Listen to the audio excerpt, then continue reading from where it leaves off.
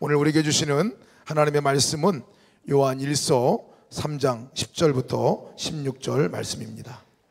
하나님의 자녀와 악마의 자녀가 여기서 환히 드러납니다. 곧 의를 행하지 않는 사람과 자기 형제 자매를 사랑하지 않는 사람은 누구나 하나님에게서 난 사람이 아닙니다. 여러분이 처음부터 들은 소식은 이것이니 곧 우리가 서로 사랑해야 한다는 것입니다. 우리는 가인과 같은 사람이 되지 말아야 합니다.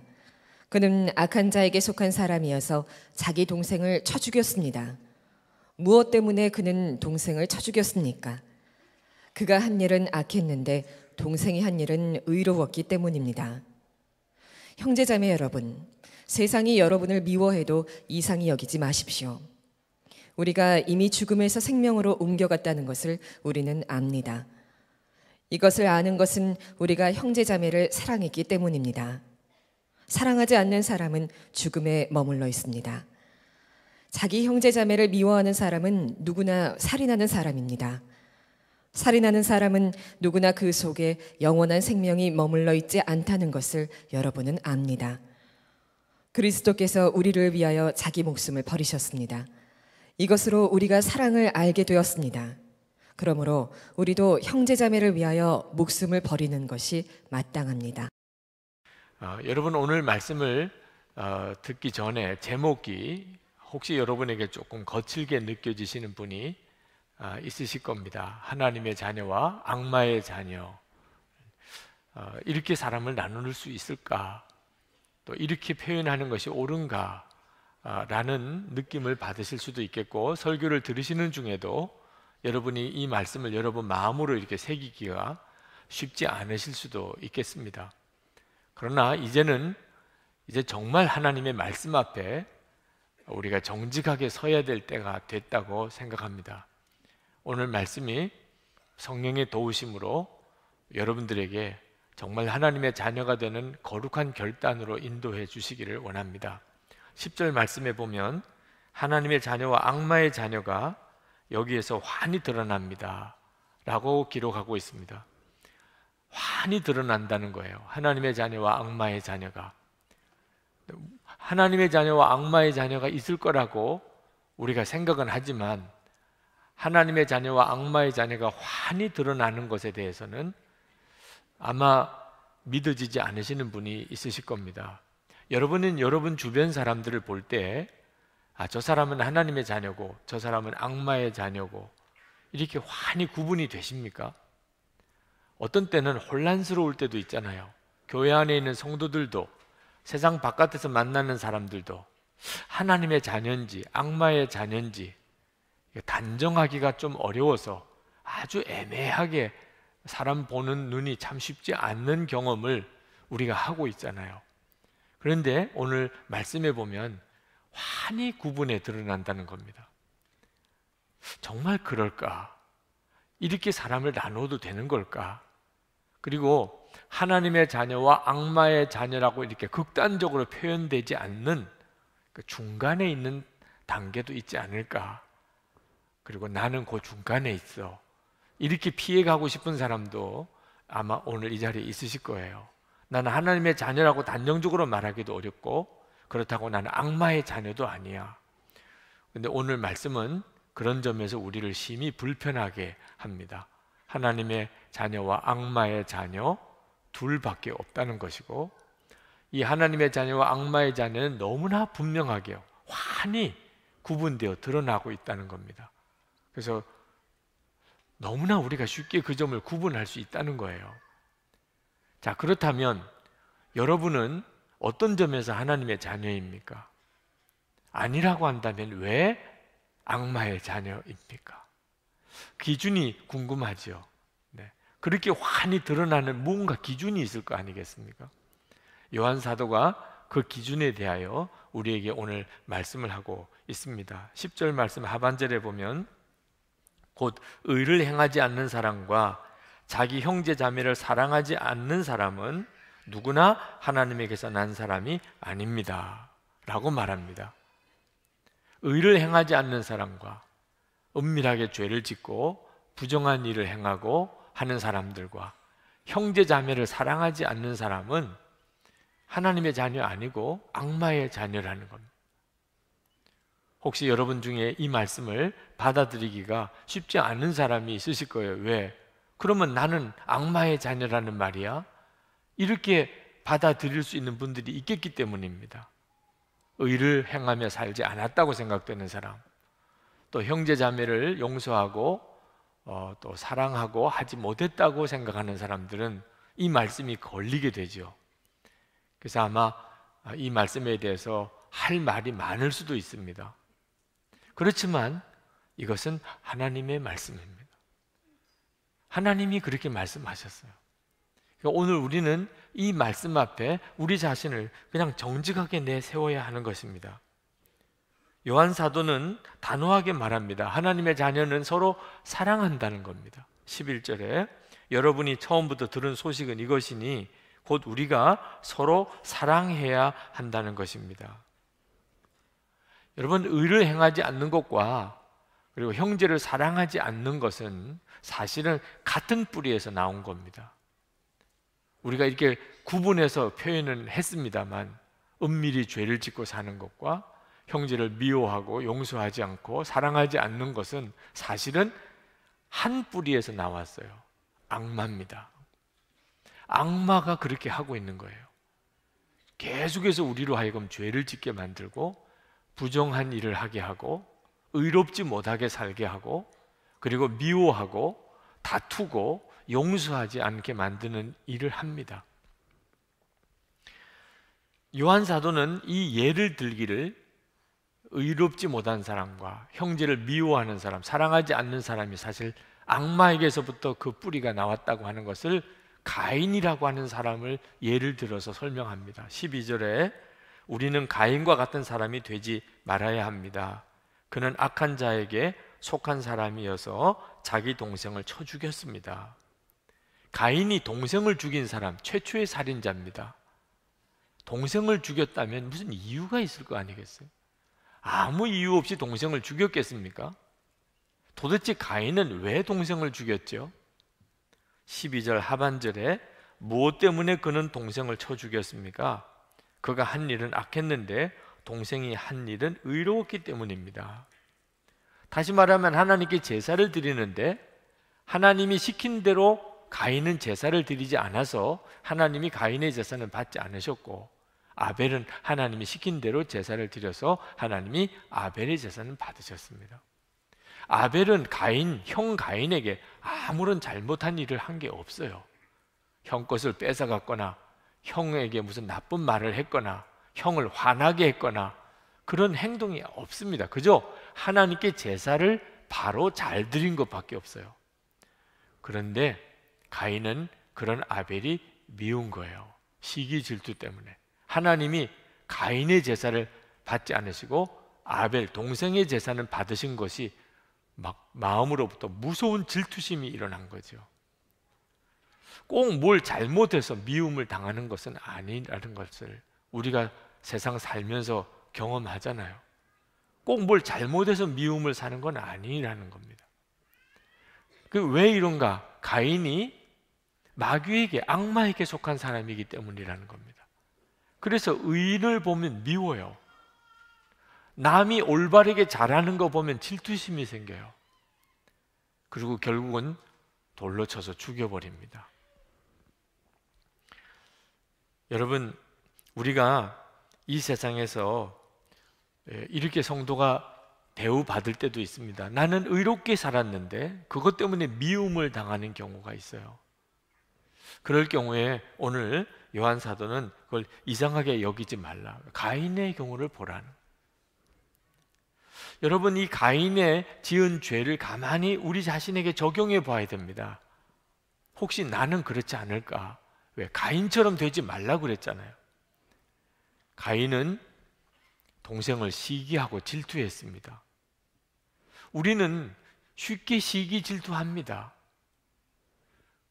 그런데 그걸 죄라고, 그렇게 큰 죄라고 여기지를 않습니다. 아유, 시기 질투심이 없는 사람이 누가 있어? 그렇지 않고 오늘 말씀은 시기하고 질투하는 죄가 악마적인 뿌리에서 나왔다고 말합니다. 그러므로 여러분이 혹시 누구에게 대해서 시기하고 질투하는 마음이 있으면 심각하게 생각하셔야 합니다. 저는 설교에 대해서 열등감이 굉장히 컸었습니다. 말도 언변도 그런 데다가 또 저 부산에서 자랐기 때문에 사투리도 쓰고, 특히 성격이 내성적인 성격이라 사람들 앞에 그렇게 나서는 일이 굉장히 저 자신에 대해서 열등감이 심했었습니다. 그때는 설교 잘하시는 목사님이 은혜가 되는 게 아니고 화가 나는 거예요. 왜 저분은 저렇게 말을 잘하냐 말입니다. 꼭 누가 잘못해서 그를 미워하는 게 아니더라니까요.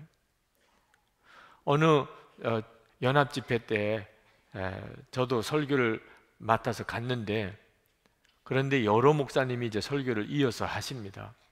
근데 그때 제 마음속에 제 앞에서 설교하시는 분, 제 뒤에서 설교하시는 분이 설교에 죽을 쓰면 좋겠다, 이런 생각이 제 마음속에서 일어나는 거예요. 왜? 무섭다는 생각이 들어요. 제가 무섭더라고요. 제가 그런 생각을 하는 제가 무서워. 그래서 그 시간부터 금식에 들어갔습니다. 이런 생각을 하는 것 자체가 얼마나 무서운 일인가. 목사인 제가 그 청년들과 성도들이 은혜를 받아야 되는 그 갈급함으로 모인 그 집회 때 말씀을 전한다고 하면서 그런 속으로 생각을 하고 있다니. 여러분, 우리 속에 정말 무서운 일들이 일어나고 있습니다. 우리는 큰 죄, 작은 죄를 구분해요. 그래서 작은 죄는 어쩔 수 없이 지어도 되는 줄 압니다. 시기, 질투, 미워하고 용서하지 못하고 이런 것들은 어쩔 수 없는 일이라고 생각합니다. 근데 오늘 말씀을 정확히 보셔야 돼요. 그가 악마의 자녀라고 하는 증거라는 겁니다.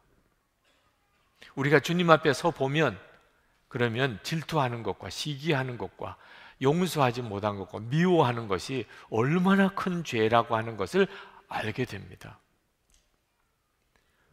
그래서 어떤 분이 기독교에서 사랑이 빠지면 그는 이슬람교보다 더 무서운 율법 종교가 된다는 것. 어떤 분은 이단 하는데 사랑이 없는 교회와 성도가 가장 큰 이단이라고도 했습니다. 이 시간 여러분 자신을 한번 돌아봐야 돼요. 은밀한 죄에 이제는 청산했고, 이제는 나는 정말 형제를 사랑하는 사람인가? 죄 어쩔 수 없이 짓는 거 아닙니다. 악마의 자녀니까 짓는 거예요. 형제를 사랑하지 못하는 것은 그가 구원받지 못했다는 증거입니다. 세상은 우리를 이유 없이 미워합니다.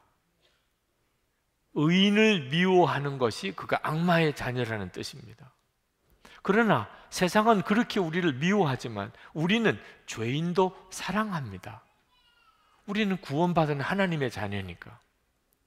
14절 말씀을 봅시다. 우리가 이미 죽음에서 생명으로 옮겨갔다는 것을 우리는 압니다. 이것을 아는 것은 우리가 형제자매를 사랑하기 때문입니다. 사랑하지 않는 사람은 죽음에 머물러 있습니다. 여러분은 정말 형제자매를 사랑하는 사람입니까? 그러면 여러분이 구원받은 사람입니다. 여러분은 이제 사망에서 생명으로 옮겨진 사람이에요. 그런데 아직도 미운 사람이 있습니까?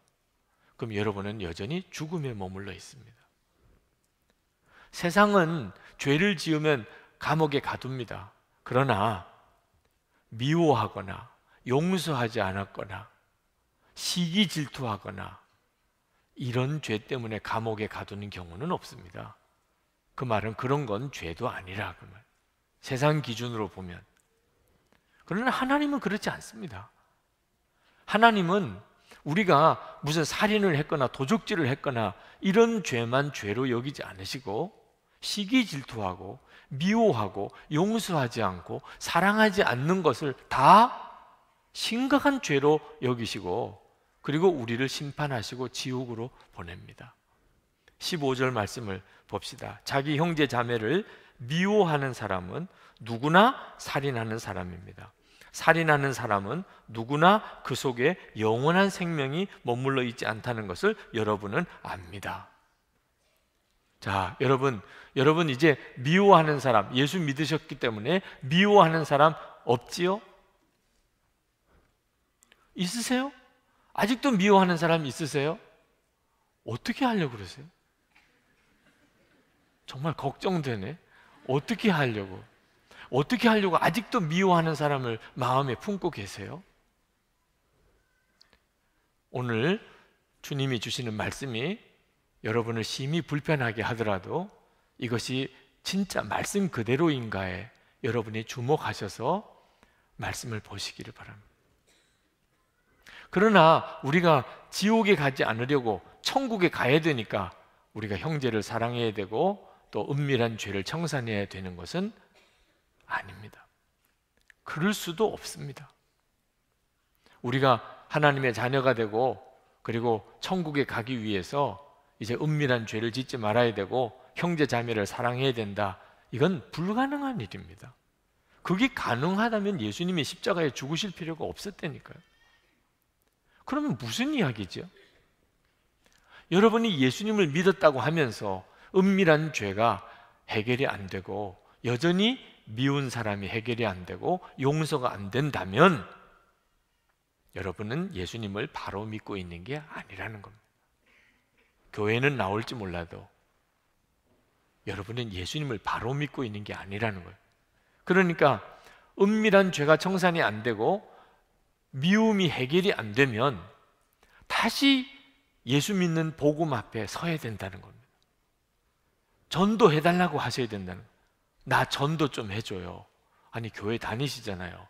그런데 제가 아직도 죄가 해결이 안 되고 제가 마음의 미움이 해결이 안 됩니다.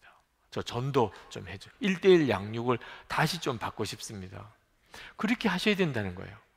예수를 믿어도 죄 짓고 예수를 믿어도 누구 미워하고 싸우고 다투고 이럴 수가 없어요. 예수를 여러분이 바로 믿으시게 되면 이제는 죄 지으라고 해도 안 짓고 그리고 누구를 미워하고 용서치 못하는 일은 이제는 없어집니다. 사랑하게 됩니다. 변화되게 돼 있어요. 16절을 보실까요? 그리스도께서 우리를 위하여 자기 목숨을 버리셨습니다. 이것으로 우리가 사랑을 알게 되었습니다. 그러므로 우리도 형제 자매를 위하여 목숨을 버리는 것이 마땅합니다. 여러분, 예수 그리스도께서 우리를 위하여, 더 정확하게 말하면 나를 위하여, 여러분을 위하여 목숨을 버리셨어요. 우리가 그렇게 해서 구원받았고 하나님의 사랑을 받았습니다. 잘 명심해야 합니다. 예수님은 우리를 위해서 목숨을 버리셨어요. 한번 생각해 볼 필요가 있습니다. 얼마나 심각한 문제가 있길래 그러셨을까? 하나님이 이와 같은 방법을 쓰셔야만 우리를 구원하실 수 있는 건가? 어지간하면 하나님이 우리에게 하실 말씀이 있으신데 우리가 못 알아듣고 있다면 그러면 하나님이 좀 극단적인 방법을 쓰실 수도 있잖아요. 예를 들면 하늘에 다 볼 수 있게끔 하늘에다가 아예 하나님이 하시고 싶은 말씀을 쫙 쓰시는 겁니다. 그리고 난 다음에 우리 송구영신 예배 기도회처럼 한 5주 동안 계속 하늘에다가 보여주세요. 그러면 어지간히 다 읽으시겠죠. 밖에 나가면 보이니까 하늘에 쓰셨으니 하나님은 살아계시구나. 하늘에다가 글 쓰실 분이 하나님밖에 또 있으시겠어요. 그 정도쯤 하면 그냥 알아들을 수 있지 않겠어요? 하나님이 우리에게 무슨 하실 말씀이 있으시다면 그럼 좀 특별한 방법으로 우리에게 말씀하실 수도 있잖아요. 하나님이 우리가 죄를 짓는 것이 참 보기가 그러시다면 죄 지을 때마다 우리에게 벌 주시면 되잖아요. 무릎 꿇어, 손 들어 이렇게 하셔서 혼내시면 그러면 어지간히 깨달을 수도 있지 않겠어요? 그런데 하나님이 당신의 독생자를 우리에게 보내시고 십자가에 죽게 하셔야만 했다면 이건 이런 정도쯤의 문제가 아니라는 걸 알 수가 있잖아요. 악마가 역사하기 때문에 악마가 우리로 하여금 은밀히 죄짓게 만들고, 그리고 미워하고 용서하지 않고 싸우게 만들고 있기 때문이에요. 악마가 역사하기 때문에. 그리고 무서운 지옥이 있기 때문에. 하나님이 우리를 창조하셨는데 결국은 하나님은 우리를 지옥에 보내셔야만 한다, 그 말입니다. 하나님께서 우리가 결코 지옥에 가지 않게 하기를 원하세요. 이것은 그저 우리가 하나님의 말씀을 좀 알아듣고 그저 죄 지으면 좀 매맞는 정도로 끝날 문제가 해결될 문제가 아니에요. 그래서 하나님께서 우리를 정말 죄에서 건지고 서로 사랑하며 살게, 하나님 자녀답게 그렇게 살게 하려고 하나님께서 결정하신 유일한 방법, 그 방법밖에 없었기 때문에 하나님의 독생자를 이 땅에 보내시고 십자가에서 죽게 하신 겁니다. 여러분, 하나님께서 이처럼 우리를 구원하시려고 이 엄청난 일을 행하신 이유를 여러분은 이제는 깨달으셨습니까? 여러분은 여러분이 지옥에 갈 수밖에 없는 죄인이었음을 아십니까? 그렇게 사악한 자라는 사실에 대해서 여러분은 깨달으셨나요? 폴 워셔라고 하는 유명한 목사님이 계시죠. 그 목사님이 미국 오하이오주에 있는 어느 집회에서 설교를 하셨는데, 설교하시고 난 다음에 9살쯤 된 남자아이가 그냥 부들부들 떨면서 그냥 울면서 그러면서 앞으로 걸어 나오더래요. 그 아이에게 무언가가 일이 일어난 줄 알고 목사님이 강단 내려가셔서 그 아이를 붙잡고 너 왜 그러냐라고 그랬더니 그 아이가 목사님에게, 목사님, 저같이 사악한 자도 용서받을 수 있겠습니까? 아니, 9살 된 아이가 무슨 죄를 지었길래 나 같은 사악한 자도 용서받을 수 있겠느냐고 그러길래 목사님께서 너가 무슨 죄를 지었느냐 그랬더니 엄마 말을 안 들었다는 거예요. 여러분, 이 이야기를 들으시고 오히려 그 아이가 귀엽다는 생각을 하시는 분도 있으실 거예요. 야, 참 귀엽다. 엄마 말 안 들은 것 때문에 목사님 앞에 나가서 나 같은 사악한 자도 구원받을 수 있겠느냐고 말하는 이 아이가 얼마나 사랑스러운. 그렇지가 않아요. 폴 워셔 목사님이 그날 성령께서 그 아이에게 역사하고 계시다는 것을 느끼셨다 그랬습니다. 그 아이를 통하여 그 자리에 있는 많은 사람들에게 말씀하시려고 하신다는 것도 아셨다 그래요. 여러분, 엄마 말 안 들은 이 아이의 죄, 그게 뭐 그렇게 대단해 보입니까? 아마 여러분 중에 그 이야기를 들으시고 그 아이에게 아유, 너가 무슨 사악한 죄라고 할 수 있겠어. 애들은 다 엄마 말 안 듣는 거지 뭐.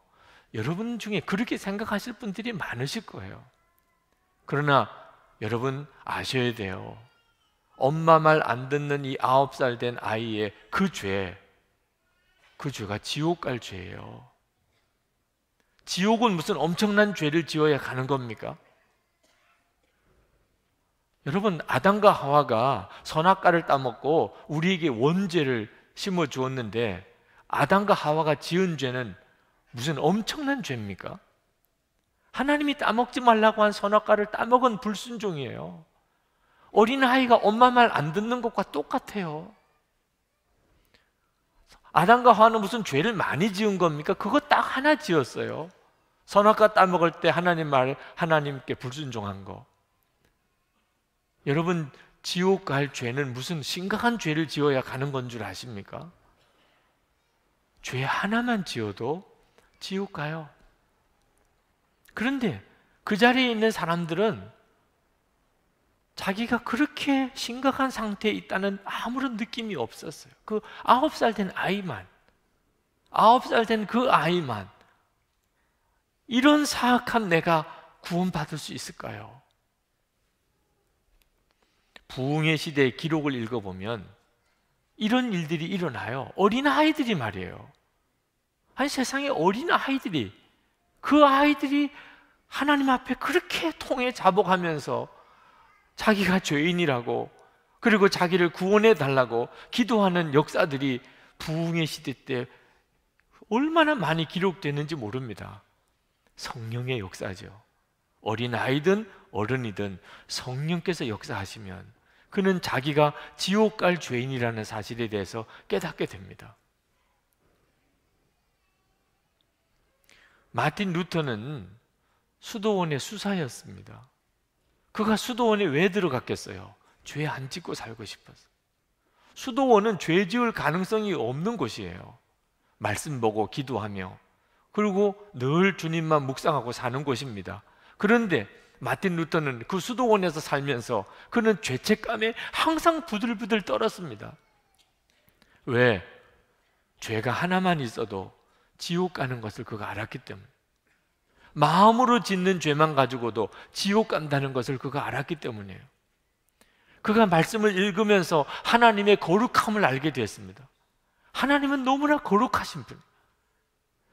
그렇기 때문에 자기는 하나님께 감히 가까이 갈 수가 없어요. 자기는 죄가 있습니다. 그는 자기 자신이 어릴 때부터 지었던 죄에 대해서 몸서리치게 두려워했어요. 그리고 자기 마음속에 끊임없이 일어나고 있는 이 죄된 생각이 수도원에 들어와서조차도 자기 속에 일어나는 이 죄된 생각 때문에 그는 미칠 것 같았어요. 어떻게 하면 내가 이 죄의 문제를 해결하고 하나님께 가까이 갈 수 있겠나? 하나님이 마틴 루터를 아주 본격적으로 다루시기 시작하셨어요. 그는 자기가 지옥에 갈 수밖에 없는 자라는 사실에 대해서 너무나 두려웠어요. 여러분이 결국은 지옥에 갈 수밖에 없는 자라는 사실을 깨달으면 여러분의 심정이 어떻겠습니까? 밥맛이 있겠어요? 잠이 오겠어요? 지옥에 갈 수밖에 없는 자다. 모르는 사람들이 하는 이야기 중에 차라리 죽는 게 낫다. 이건 진짜 모르는 사람이 하는 이야기예요. 지옥을 모르니까 힘들고 어려우면 차라리 죽는 게 낫다는 말을 쓰는 거예요. 지옥을 알고 나면 아무리 이 세상이 힘들고 어려워도 차라리 사는 게 나아요. 아무리 여기서 고통이 있고 아무리 여기서 어려워도 하나님은 아직까지 나에게 기회를 주세요. 지옥에 가지 않을 기회를. 이 세상에서 고통을 겪는 것이 죽고 지옥 가는 것보다 이건 뭐 비교할 수 없이 나은 일이에요. 하나님이 주시는 구원의 기회인 거죠. 근데 이제 지옥에 가게 될 거라는. 마틴 루터는 사제에게 찾아가서, 신부에게 찾아가서 고해성사를 매번 했습니다. 하여튼 죄가 자기 마음속에 일어나면 즉시 달려가서 또 고해성사하고 또 고해성사. 나중에는 그 신부가 얼마나 귀찮은지 얼마나 힘이 든지 마틴 루터에게 형제여, 이제는 좀 죄를 몰아가지고 오라. 좀 고해성사를 할 만한 그런 큰 죄를 좀 짓고 와서 고해성사를 하라. 좀 말도 안 되는 걸 가지고 와서 죄를 지었다고 귀찮아 죽겠다는 거죠. 그 신부는 마틴 루터가 보았던 그 지옥을 보지 못한 거죠. 마틴 루터가 그렇게 지옥의 고통을 겪다가 비로소 하나님의 말씀을 통하여 예수 그리스도가 이미 우리 죄를 지시고 십자가에 죽으셨고 우리는 그것을 믿기만 하면 모든 죄에서 용서받는 구원의 길이 열렸다는 사실을 비로소 깨닫게 된 거예요. 여러분 잘 기억해야 됩니다. 마틴 루터가 지옥의 고통을 겪었기 때문에 예수 그리스도의 십자가의 구원이 마틴 루터에게는 복음이었어요. 인생을 바꾸는 것이었어요. 마틴 루터는 의인은 곧 믿음으로 살리라, 유명한 선언을 했습니다. 성경에 있는 내용이에요.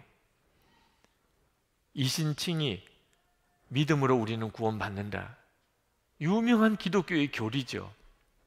그리고 그 구원에 대한 감격이 얼마나 컸는지 상상이 안 되는 일을 그는 해냈습니다. 종교개혁이죠.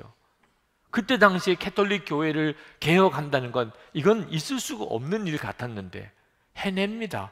성령의 강력한 역사들. 그러나 요즘 우리는 그냥 적당하게 살고 죄 짓고 살고 미워하고 살고 싸우고 살고 그러면서도 예수님을 믿기만 하면 구원받는다, 이신칭이 믿음으로 구원받는다고 하는 이 교리를 우리가 붙들고 있다고 생각해요. 이건 말이 안 되는, 마틴 루터가 와서 보면 이건 정말 그 말이 아니라고 할 거예요. 마틴 루터는 우리가 믿음으로 구원받는다는 건 그런 말이 아니라 적당하게 죄짓고 싸우고 미워하고 그러고도 예수를 믿으면 구원받는다, 그 말이 아니라고 말이에요. 내가 지옥에 갈 수밖에 없는 바로 그 자인 것을 내가 깨닫고 예수님이 나를 위해서 그 십자가에 끔찍한 고통을 당하시고 모든 죄를 지셨기에 내가 그것을 믿으면 구원받는다. 그 다음부터는 나는 죄 짓고 싶은 생각도 없어지고 이제는 용서 못할 사람, 사랑 못할 사람이 없어지는 사람이 되는 것이, 그게 믿음으로 구원받는 것이다. 이 시간에 여러분의 영적인 상태를 한번 점검해 보셔야 합니다. 여러분은 정말 성령에 의하여 예수를 믿는 사람입니까? 그렇다면 여러분 안에 증거가 있게 돼 있어요. 은밀한 죄는 이제 다 청산하고 이제는 모든 사람을 사랑하고 살 겁니다. 그거밖에 내게 주어진 삶이 없어요. 그런데 여전히 은밀한 죄는 해결될 자신이 없고 모든 사람 용서하고 사랑할 자신이 없고 그렇게 살 수 있으리라고 믿어지지 않는 사람이 이 시간에 이 자리에 있으시다면 여러분, 다시 한번 제가 점검해 보고 싶어요. 내일 주님이 오신다면, 내일, 그러면 그래도 그 죄 해결 안 하시겠습니까? 내일 주님이 오신다면 그래도 여전히 미움을 풀지 않겠습니까? 그래도 사랑 안 하시겠습니까? 내일 오신다면 하지요. 내일 오신다면. 여러분 마음에 내일 주님이 오신다면, 그러면 내가 더 이상 그 죄를 왜 짓겠습니까? 내일 주님이 오신다면 내가 무슨 어려움을 겪어도, 감옥에 간다 하더라도 내 죄 다 고백하고 내가 다 청산하고, 주님 내일 오시는데 하루 감옥 가지요 뭐. 그거 왜 못하겠습니까? 내일 주님 오신다면 내가 누구를 미워하고 누구랑 싸우겠어요? 그냥 다 용서하고 다 사랑하지요. 만약에 여러분이 진심으로 내일 주님 오신다면, 그러면 내가 죄 청산하고 내가 사랑할 것이라고 그렇게 생각이 드신다면 여러분에게 하나님의 씨는 있는 겁니다. 여러분은 죄 청산할 수 있는 힘이 있어요. 사람을 사랑할 수 있는 힘이 있어요. 이미 여러분 안에 하나님의 씨가 있어요. 우리 주님은 언제 오실지 모르게 우리에게 오십니다. 내일 오실 수 있어요. 여러분이 주님께로 가실지, 주님이 오실지 여러분 준비하고 살아야 하는 겁니다. 오늘의 양식에 실린 이야기입니다. 런던 템플교의 교인이었던 에밀 매틀러시, 그분은 식당을 경영하는데 그는 돈이 없는 많은 어려운 사람을 공짜로 밥을 먹이고 기독교 단체 또는 구제단체에서 와서 도와달라고 그러면 상당한 액수의 돈을 늘 기부하곤 하는 분으로 유명한 분이셨어요. 어느 날 어느 선교단체에서 와서 기부를 부탁을 했는데 선뜻 금고를 꺼내서 거기서 돈을 기부를 하는데 그 선교단체 직원이 보니까 그 돈 상자 안에 못이 하나 있는 겁니다. 큰 못이. 그래서 이게 무슨 못입니까? 라고 말했더니 한 15cm 되는 큰 대못을 꺼내면서 그 에밀 씨가 하는 이야기가, 예수 그리스도께서 십자가에서 이런 못에 손과 발에 못이 박히고 그리고 나의 죄를 위하여 당신의 생명을 주셨다는 것을 내가 잊어버리지 않고 살기 위하여 내가 이 못을 돈 상자 안에 늘 두고 지냅니다. 그리고 이 못을 볼 때마다 내가 누구를 도와야 되거나 할 때 인색한 마음이 들지 않습니다. 예수님은 나를 위해서 생명도 주셨는데, 그래서 지금까지 이렇게 살았습니다. 여러분, 정말 여러분이 예수 그리스도로 인하여 여러분이 지옥에 가는 자가 아니고 그리고 지옥에 갈 수밖에 없는 그런 자였는데도 하나님의 자녀가 되고 영생의 축복을 얻었다는 사실을 정말 안다면, 그러면 여러분의 삶이 안 바뀔 수가 없어요. 하나님의 자녀답지 않게 될 수가 없습니다. 예수를 믿어도 건성으로 믿고 아직도 내가 지옥에 갈 그런 죄인이었음을 스스로 깨닫지도 못하고 하나님이 나를 얼마나 사랑하셨는지를 보지 못하니까, 그러니까 죄의 유혹이 크고, 그리고 사람들이 나를 미워하는 것을 오히려 내가 원수처럼 갖게 되는 거죠. 이태리에 사역하시는 한재훈 목사님, 얼마 전에 페이스북에 쓴 글을 보았습니다. 오스왈드 챔버스 목사님의 주님은 나의 최고봉이라는 책을 읽다가 깜짝 놀라는 구절을 보았다는 겁니다. 예수님을 나의 구주로 영접한 이후 나는 어느 누구에게도 실망한 적이 없습니다. 아니, 사람을 이렇게 만나서 어떤 사람에 대해서 분노하기도 쉽고 어떤 사람에 대해서 불평불만하기도 쉬운 건데 실망한 적도 없었다, 어느 누구에게도. 이럴 수가 있냐 말입니다. 도대체 이 오스왈드 챔버스 목사님의 믿음이 얼마나 훌륭하기에 사람을 실망한 적도 없다, 한 명에게도. 너무 충격을 받았다는 거예요. 그런데 그 뒤에 놀라운 고백이 이어지더래요. 십자가에서 내가 얼마나 큰 죄인인 줄 알았습니다. 나는 어느 누구도 비판은커녕 실망할 자격도 없는 죄인입니다. 예수님의 십자가를 정말 아는 사람, 그 십자가에서 내가 구원받았음을 깨달은 사람은요, 남에게 나 너 실망했어, 너 이런 사람인 줄 몰랐어, 이런 말할 자격도 없어요. 자기가 어떤 사람인 줄 진짜 아는 사람은, 십자가에서 정말 자기가 어떤 사람인 줄 눈이 뜨인 사람은. 여러분, 유혹이 크지만 세상 살 때 지옥의 실상은 더 비참한 거예요. 유혹이 되는 이유는요, 그 죄의 결과인 지옥을 모르니까 그런 거예요. 세상 살다 보면 의롭게 사는데도 미움을 받아요. 정말 속 뒤집어지는 일이죠. 그러나 내가 지옥 갈 자를 하나님이 나를 얼마나 사랑하셨는지를, 하나님의 사랑을 알고 나면요, 나 미워하는 사람도 사랑하게 됩니다. 다른 사람, 멀리 있는 사람 전에 가족부터, 가까이 있는 교우들부터 정말 사랑해야 합니다. 지난 주간에 어느 목사님을 만났는데 젊은 목사님이세요. 부목사님이신데 쌍둥이를 낳으셨어요. 그 쌍둥이 때문에 많이 힘든 이야기를 하더라고요. 한 아이를 기르기도 어려운데 쌍둥이를 길러야 되니 목사님도 사모님도 쩔쩔매시는 이야기를 하시더라고요.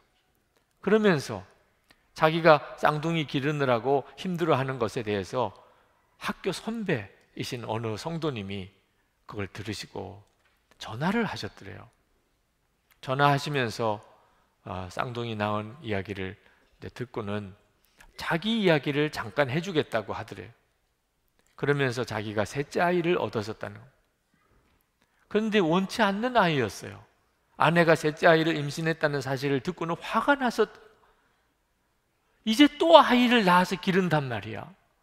먼저 두 아이를 길렀었기 때문에 아이를 낳아 기른다는 일이 얼마나 많은 시간과 정성이 들어가야 되고 피곤한 일인가 하는 것을 절실히 알았으니 정말 싫었대요. 너무 마음이 불편했대요. 아이가 태어나서 아니나 다를까 이거 얼마나 힘든지 밤에 잠도 제대로 못 자고 아이에게 신경을 써야 되고 직장에서 일이 복잡하고 힘든 상황에서 집에 돌아오면 집에서 쉬지도 못하고, 그래서 그 아이를 보면 짜증만 나는 거야. 짜증만. 왜 이 아이를 우리가 낳아가지고 이렇게 힘드냐, 너는 왜 태어나서 이렇게 우리를 어렵게 하냐. 그런데 어느 날 그 아이가 그냥 자지러지게 우는 거예요. 밤에 아무리 달래도 그치지를 않아요. 너무 심하게 우니까 갑자기 뭔가 소름 끼치는 생각이 들더래요. 그래서 그 아이를 빨리 이불에다가 싸서 그리고 들쳐 안고는 병원으로 막 내달렸습니다. 응급실로 가기 전에 그 아버지의 품에서 그 아이가 죽었어요. 자기 품에서 죽은 아이를 보면서 그렇게 눈물이 쏟아지더라는 거예요. 이렇게 얼마 살지 못하는 요 짧은 기간 동안 살았는데 아버지로부터 사랑 한 번 받지 못했다. 견딜 수 없이 눈물이 쏟아요. 왜 내가 이 아이에게 한 번 사랑을 주지 못했을까? 그 이야기를 그 목사님에게 들려주면서 목사님, 힘들다고만 하지 마세요. 후회를 남기지 마세요. 목사님, 정말 할 수 있는 것 사랑해 주세요. 여러분, 하나님께서 우리를 구원해 주신 이유는 말입니다, 이제는 더 이상 죄의 종노릇 하지 말고, 이제는 미우고 싸우고 살지 말고 사랑만 하며 살라는 거예요. 이건 완전한 구원이에요. 그래서 우리에게 십자가의 복음이 있는 거예요. 주 예수님을 바라보고 사는 자는 이제는 정말 사랑만 하며 사는 자가 되는 겁니다. 이 시간 우리 기도합시다. 여러분, 정말 사랑해 줘야 될 사람인데 그것도 깨닫지 못하고 불평하고 원망하고 미워하고 살았던 일, 의인은 어쩔 수 없이 세상에서 미움을 당하게 되어 있는 것인데 그것 때문에 괜히 마음 상하고 그것 때문에 마음 흔들리고 나도 그만 악해져서 악하게 내가 했던 일들 하나님 앞에 다 회개합시다. 그리고 오늘 주의 십자가의 놀라운 은혜를 나에게 부어주소서. 나를 위해 죽으신 그리스도의 사랑을 내게 부어주소서. 그래서 나도 사랑하고 살게 해주소서. 통성으로 기도하겠습니다. 은혜와 사랑이 충만하신 아버지 하나님, 놀라우신 하나님의 크시고 놀라우신 하나님의 놀라운 사랑을 하나님 감명하고 소원합니다. 오늘 주님 앞에 나와 하나님 기도하는, 하나님 예비하는, 사랑하는 모든 성도들을 주님의 손에 붙들어 주시기를 원합니다. 하나님의 놀라운 은혜 가운데 사로잡아 주시기를 원합니다. 아버지 하나님, 하나님의 십자가의 놀라운 계획을 이 시간에 믿습니다. 하나님, 우리를 하나님 모든 죄에서 우리를 온전히 건지시고 하나님 사랑하며 용서하며 살게 하시려고 하시는 십자가의 놀라우신 은혜를 하나님 기억합니다. 다시 한번 주님 앞에 서게 하시고 주님 십자가에 서게 해주시기를 원합니다. 아버지 하나님, 지옥이 우리 가운데 계속 오지만 하나님 지옥의 실상을 우리 가운데 보여주셔서 하나님 미움의 역사가 우리에게 계속 오지만 하나님의 사랑의 능력을 우리 가운데 부어주소서. 아버지 하나님, 사랑하는 성도들을 하나님의 손에 붙드시고 주의 놀라운 권능 가운데 하나님 사로잡아 주시기를 원합니다. 주 예수님, 을과 은혜를 도와주시고 하나님 놀라운 역사로 하나님 성도들을 축복해 주시기 원합니다. 빛으로 역사하소서. 하나님, 이 땅에 거룩한 빛으로 성령의 놀라운 능력으로 하나님 우리를 충로 삼으셔서 하나님 역사해 주시옵소서. 주님을 찬양합니다. 하나님 감사합니다. 은혜와 사랑이 많으신 아버지 하나님, 오늘 주의 영으로 말씀으로 우리 가운데 역사하소서. 저희들이 오직 주님의 역사만을 갈망합니다. 하나님 앞에 나와 예배하며 우리의 마음의 심령이 주께 활짝 열려 있습니다. 주여, 말씀을 부으시고 성령의 놀라운 역사를 더하여 주시옵소서. 주 예수 그리스도께서 십자가에 죽으시고 우리를 구원하여 주신 것은 우리를 더 이상 죄의 종노릇 하지 아니하고 사랑하며 살게 하려고 하심인 줄 믿습니다. 유혹은 너무 많습니다. 죄의 유혹이 우리에게 너무 많습니다. 그러나 하나님, 지옥의 실상을 우리에게 열어 보여주심으로 더 이상 유혹이 유혹되지 않게 주님 역사하소서. 하나님, 세상은 이유 없이 우리를 미워하기도 합니다. 하나님, 우리 속에 끊임없이 하나님 이 미움의 역사가 일어납니다. 주님, 그러나 하나님의 사랑, 우리를 지옥에서 능히 건지시기 위하여 예수 그리스도를 통하여 허락하신 말할 수 없는 하나님의 사랑, 폭포수 같다고 하시는 그 하나님의 사랑 우리 가운데 부어주셔서 우리가 하나님 원수도 사랑하는 역사를 허락해 주소서. 오늘도 사랑하는 성도들 위해 주님이 은혜를 부으소서. 주님, 빛의 역사, 강력한 성령의 역사를 우리 가운데 허락하소서. 저희들로 인하여 세상이 변화되게 역사하소서. 한국교회가 온전히 거룩함으로 갱신되게 하시고 하나님, 이 민족, 이 사회 안에 하나님 거룩한 화해가 일어나게 하시고 하나님, 북한과 주님, 이 민족 간에 진정한 화해의 역사가 일어나게 하시고 통일이 이루어지게 하시고 복음이 북한에 있는 동포들에게 증거되게 해 주옵소서. 세계 열방에 복음이 증거되고 수많은 종족들, 아직도 복음 듣지 못한 종족들에게 주의 복음 전해지게 하시고 선교사님들을 축복하소서. 오늘도 주님께 예배하며 감사하며 예물 주께 드리는 성도들을 축복하소서. 그 감사의 믿음을 주님 받으소서. 하나님 기뻐하는 뜻대로 이 헌금이 쓰여지기도 하시고 성도들의 삶에도 하나님의 놀라운 은혜의 역사를 더해 주소서. 항상 어디서든지 하나님을 예배하고 어려운 사람을 돕고 정의롭게 살며 하나님의 의를 이루고 하나님의 수많은 사람을 품고 하나님의 사랑을 증거하며 살게 해 주옵소서. 몸도 마음도 치료하시고 하나님, 가족들, 자녀들, 기업에 복을 주시옵소서. 주 예수님, 오늘도 사랑하는 성도들 위해 주님의 놀라운 은혜를 부으시고 역사하시는 주님을 찬양합니다. 예수 그리스도 이름으로 간절히 기도합나이다. 아멘.